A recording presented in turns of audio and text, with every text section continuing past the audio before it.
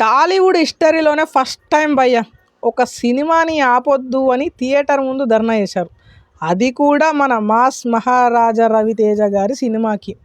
అసలు నిజమేంటంటే ఈ ఆగస్టు 21న వచ్చిన రవితేజ గారి సినిమా ఇరుముడి సినిమాకి కేవలం 4 రోజుల్లోనే 100 కోట్లు చేరి బ్లాక్ బాస్టర్ హిట్ కొట్టింది. కానీ దిల్ రాజు గారు టాక్సిక్ సినిమా కోసం థియేటర్ల కోసం కొన్ని చోట్ల ఇరుముడి సినిమాని తీసేశారు. దీంతో తెలంగాణలోని మహబూబ్ నగర్ జిల్లాకి చెందిన మక్తల్ గ్రామంలో అయ్యప్ప భక్తులు మరియు ఆడియన్స్ రవితేజ ఫ్యాన్స్ రోడ్డుపైకి వచ్చేశారు.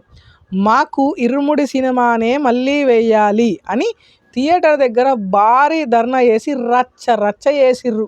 సినిమా ఆపాలని ధర్నాలు చూసాం కానీ ఆపొద్దు అని ధర్నా చేయడం టాలీవుడ్లోనే ఫస్ట్ టైం ఇది. ఇదేరా భయ్యా మాస్ మహారాజ్ పవర్ అంటే. మరి దీనిపై మీ అభిప్రాయం ఏంటో కామెంట్ చేయండి. ఇలాంటి క్రేజీ మూవీ అప్డేట్ కోసం ఇప్పుడే ఫాలో అవ్వండి. అలాగే మన ఛానల్ని సబ్స్క్రైబ్ చేసుకోండి యూట్యూబ్లో.